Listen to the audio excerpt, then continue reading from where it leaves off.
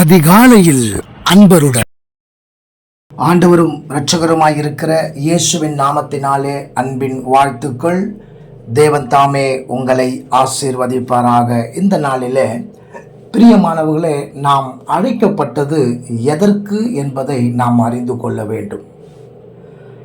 எதற்கு என்பதை அறிந்து கொண்டு அதற்கு ஏற்றபடி நாம் கிறிஸ்துவுக்குள் வாழ ஆரம்பிக்கும் பொழுது நமக்கு எதிராக வருகிற சூழ்நிலைகள், சோதனைகள், பிரச்சனைகள் அவைகள் அல்லது அவைகளினாலே நாம் ஒருபோதும் விழுந்து விடப் போவதில்லை. அது நம்மை ஒன்றும் செய்யாது. அப்போஸ்தலனாகிய பவுல் கலாத்திய நிருபத்திற்கு கலாத்திய சபைக்கு எழுதும்பொழுது கலாத்தியர் 1 அதிகாரம் 1 வசனம் 16வது அதிகாரத்துல நாம் பார்க்கும்பொழுது அங்கே தம்முடைய குமாரனை எனக்குள் வெளிப்படுத்த அவர் சித்தமான போது என்று சொல்லி பார்க்கும் பொழுது எதற்கு தேவன் தன்னை அழைத்தார் என்பதை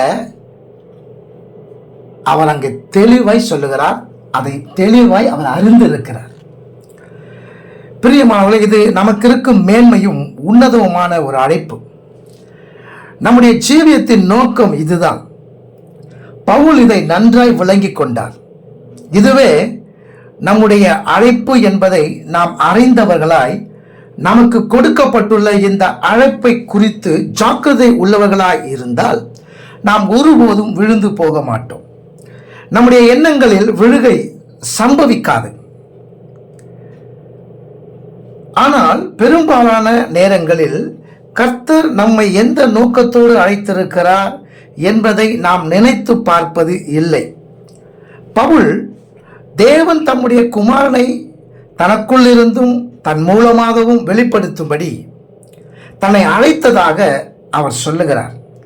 இதுவே தேவன் நம்முடைய ஜீவியத்தில் செய்து கொண்டிருக்கும் பெரிய வேலை.